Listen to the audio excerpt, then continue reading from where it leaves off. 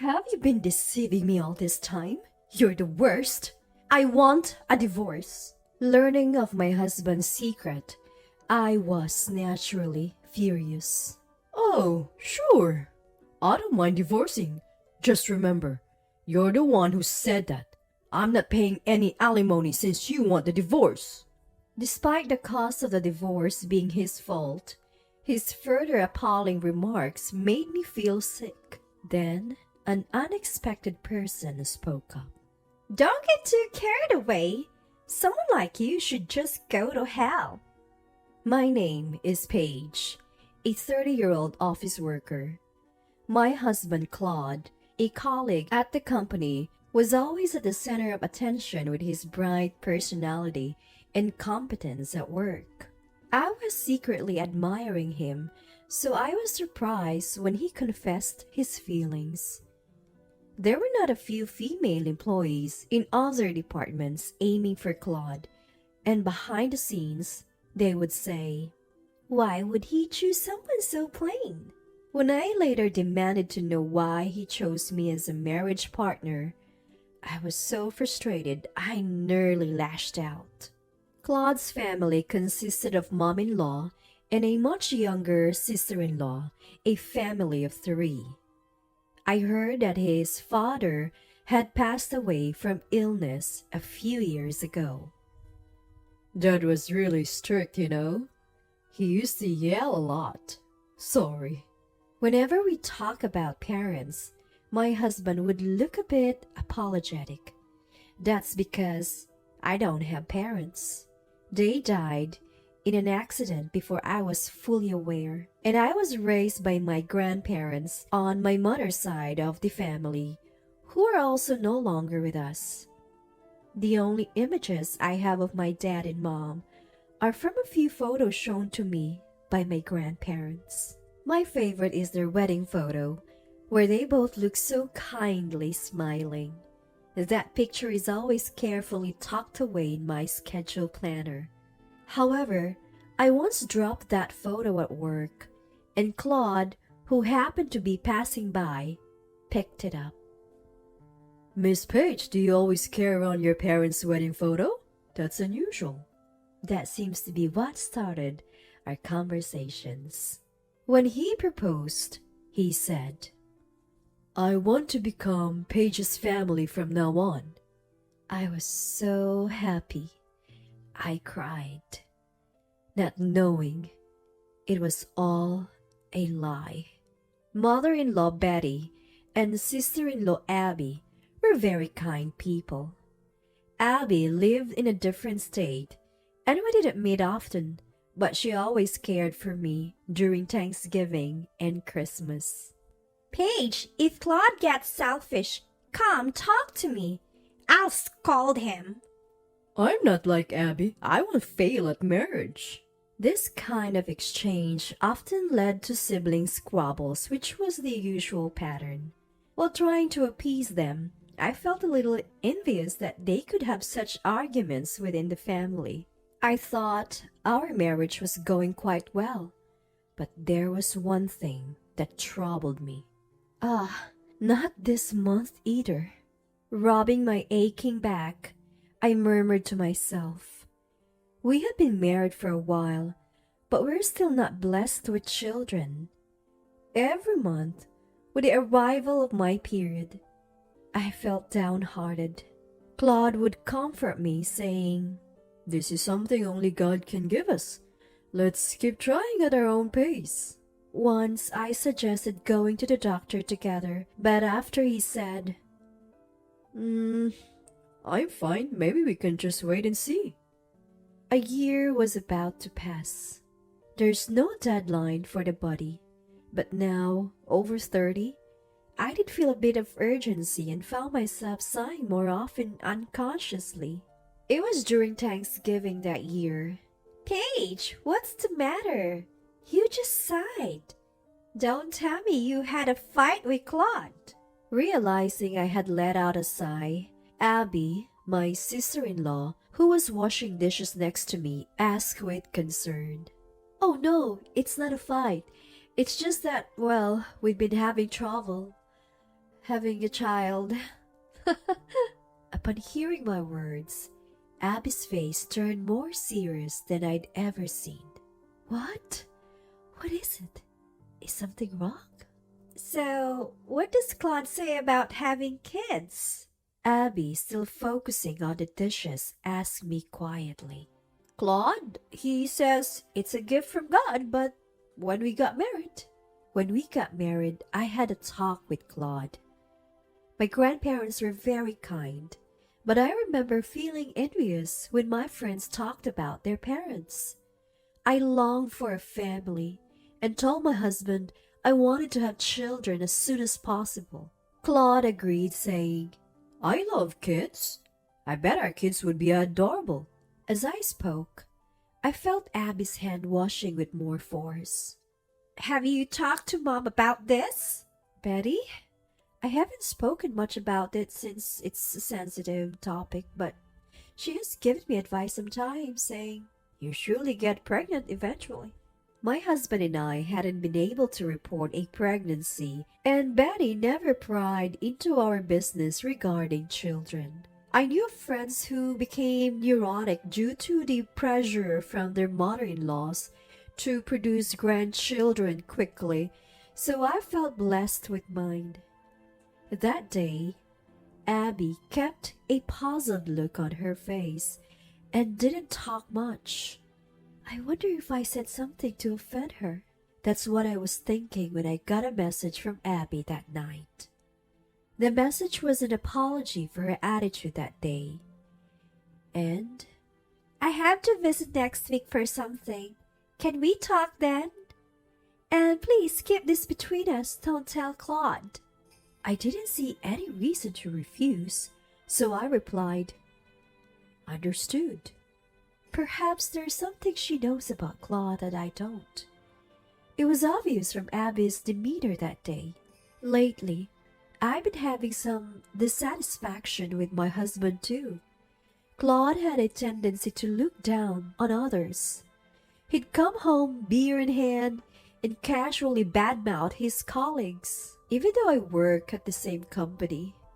When he talked down about colleagues I got along with, I snapped. "Isn't it a bit harsh? Sure, you outperformed them, but they're still our co-workers. That's not a nice way to talk." He laughed snidely through his nose and said, Look, results are everything in this world. I'm contributing to the company with my work. I can't stand being compared to those idiots. There was someone my husband particularly disliked, our boss, Manager Harwood. He had a stern face but was competent and reliable. He was over 40 and single, as far as I knew. However, it seemed Mr. Harwood had recently found a girlfriend. While I thought it was good news, Claude mocked. That gorilla's trying to be stylish, wearing fancy ties recently. Ridiculous. "No harm in that? I thought it suited him," I defended. My husband disrespectfully referred to our boss as a gorilla. Mainly, Claude's good performance was because Mr. Harwood had recommended him to take over his clients when he was promoted to manager. Despite being favored, I sensed a nastiness in someone who acted like a good subordinate to your face but spoke ill of you behind your back. You see new sides of people after marrying them? Sides you never knew existed.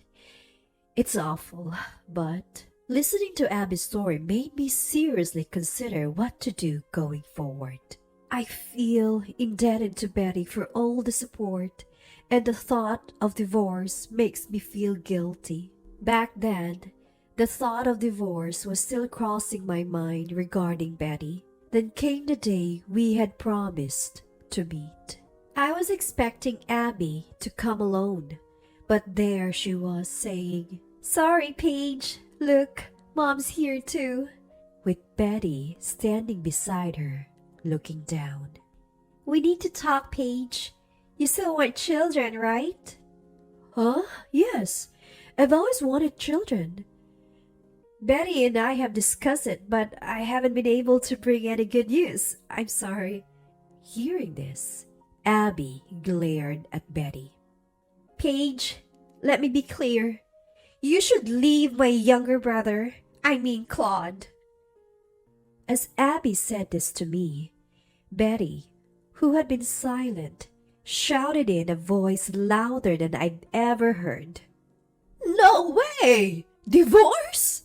The neighbors will gossip about me again. Her shout made me shudder involuntarily. So, this is about what Mom wants, right?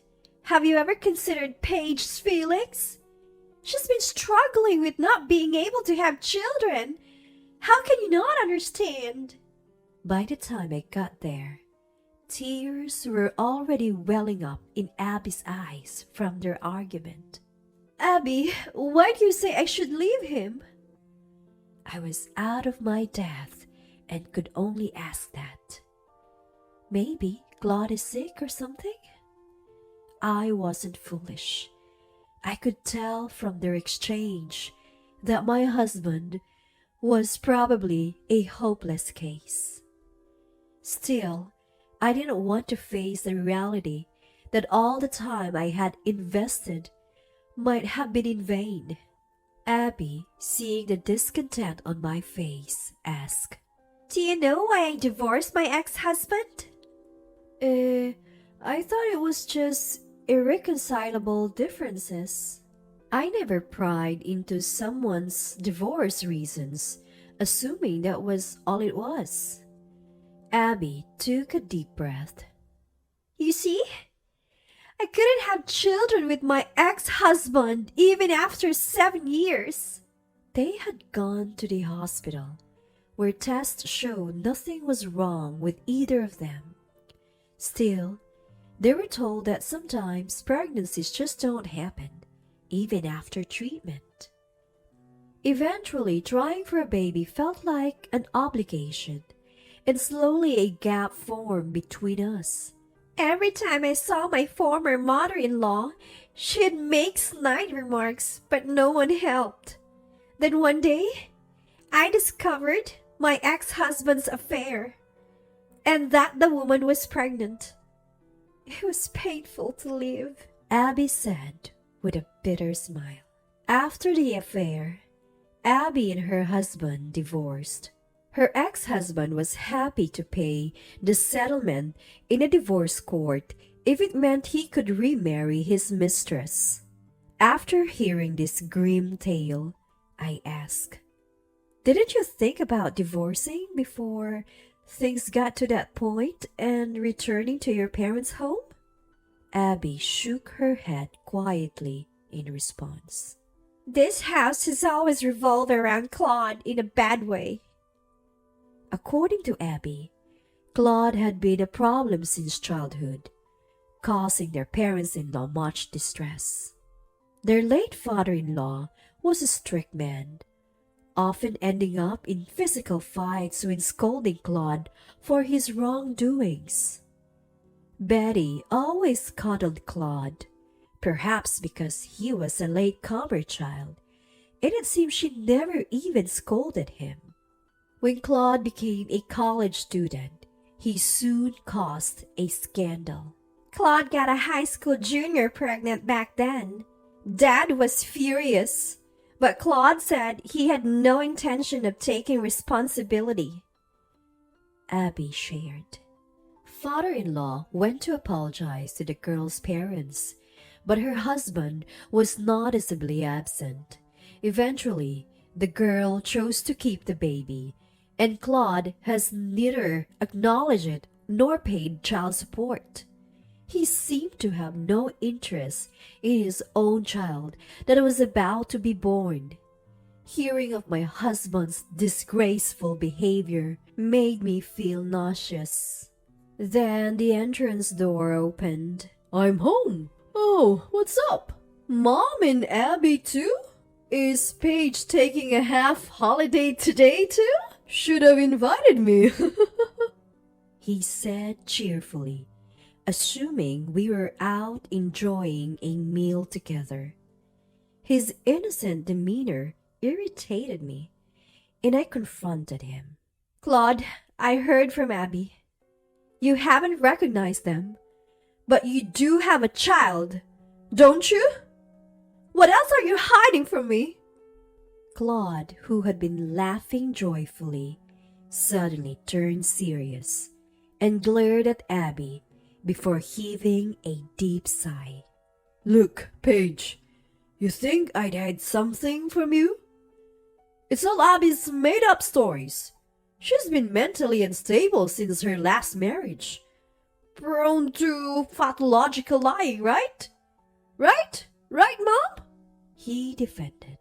To that, Betty replied with an indecisive, I'm not sure what to think.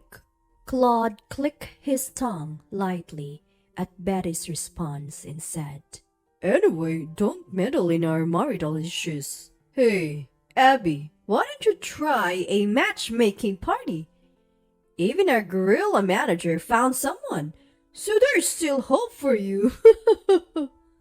He was rude, but again laughed as if he was having a good time. Abby just watched Claude quietly and then said, Claude, you haven't changed a bit. Always lying. Back then, you always had an excuse, saying it was the other person who came on to you. After saying that, Abby pulled out a voice recording from her pocket. You lie. But are you stupid too? Your stories never add up. Back then, I started recording our family discussions, you know? Abby pressed the playback button after saying that. Next to her, Betty reached out with a snarl. Stop it! Why bring up the old story now? Let's just forget it already. It's Paige's right to know. She doesn't have to suffer because of a liar like this. The recording began with the voice of an older man yelling, What are you thinking? Involving a young girl? And she's still a high school student at that? It's outrageous. The conversation that followed involved 4 people. The voices other than the older man were familiar, which suggested the angry voice belonged to the now deceased father-in-law. After the shouting, younger sounding words from Claude followed, echoing what Abby had just mentioned. Claude glared at Abby as if to scold her for unnecessary meddling. Explain yourself with your own words. How many other girls have you hurt by repeating the same actions? And what did an angry dad say to you, huh? My husband just glared at Abby silently. Paige, this guy was so bad. Dad yelled to have him castrated. A few months later, he came back smiling, saying he got a vasectomy. Creepy, right? I was severely shaken by Abby's words. Huh? Vasectomy? That means... It meant Claude was practically incapable of reproducing. And he married me without revealing such a critical fact. The surgery is supposedly for those over 30, but he went out of his way to find a hospital. Where did the money come from? I wonder. Abby glanced at Betty briefly. Betty was sweating profusely, whether from nervousness or something else. Abby seemed to have thought that I knew about this and had married Claude regardless. But after finding out that I wanted children, she confronted Betty, who had flippantly said, "Just keep it to yourself. Paige might give up on kids someday. Divorce would be bad for our public image." So, you'd been deceiving me all this time? You're the worst. I'm going to divorce you. I had struggled with not getting pregnant, and to think he encouraged me. The cause was Claude, and to think Betty knew yet said nothing.